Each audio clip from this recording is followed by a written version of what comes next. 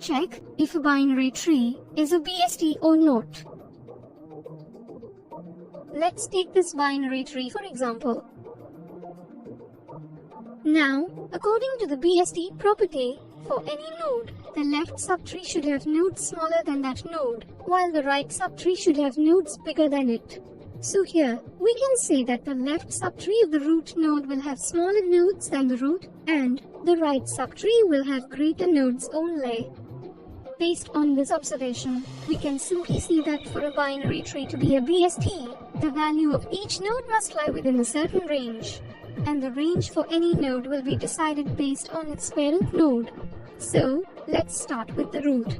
The root node can take any value, so its range will be minus infinity to plus infinity. In our case, the value of the root node is 10. Move on and go to the left node. The left node should be smaller than the root node, so its value must lie between minus infinity and 10. And in this example, the value of this node is 7, so it is valid. Similarly, for the right node, its value must lie between 10 and plus infinity.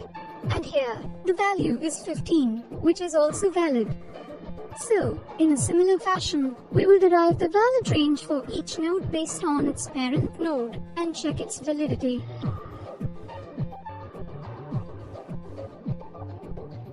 Now, since 9 doesn't lie in the valid range, which is from 10 to 15, this violates the property of BST and hence this tree is not a BST.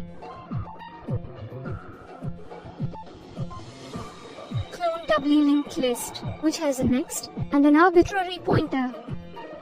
Let's take this linked list as an example. Here, the white arrows represent the next pointer and the red arrows represent the arbitrary pointer of a node. We are supposed to clone this linked list. So, to do that, first, simply clone all the nodes in a new linked list with only next pointers. We will call this new list copy list. Now, point the next pointer of all nodes in the original linked list to the corresponding nodes in the copy list. For each node in the copy list, point its red pointer to the corresponding node pointed by that red pointer in the original list. Finally, in the copy list, point each node's red pointer to the immediate next node. The linked list has been cloned. Connect nodes at the same level in a binary tree. Let's take a tree as an example. We will be using level order traversal with a little modification to solve this problem. Start with the root node and push it into a queue followed by a null node. Now, pop each node from the queue and push its children nodes in the queue. Also, connect the popped node with the front node of the queue. Keep doing this until a null node is encountered. Pop this null node and enqueue another null node in the queue. Here, the null node is acting as a marker to completion of a level in the tree traversal. Repeat the process for each level of the tree.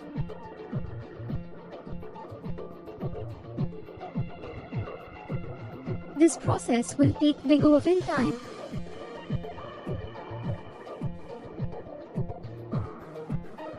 Remove duplicates from a string and arrange its letters in order. In this particular problem, we can use the data structure set. Set is implemented using self-balancing binary search tree, and the elements inserted in a set are unique and automatically sorted. Let's take this string for example. We will start iterating over each character and push it in the set. And because this is a set, already existing characters will not be accepted.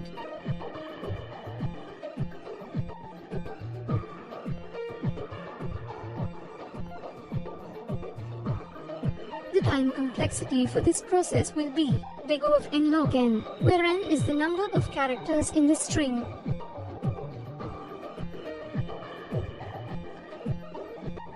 Given a rotated array, which is sorted, search for an element in it. Let's take this array for example. Since the array is rotated, we will first find the pivot of rotation. Now, split the array at the pivot, which will leave us with 2 subarrays. Now take the element which is to be searched and compare it with the first element of the array. And if the element is greater, then search in the left subarray, else search in the right subarray. In our case, the element is greater than the first element, so we will search in the left subarray. Now that we have a sorted array, we can simply use binary search to find the required element. If this video helped, then let us know. Leave a like or a comment.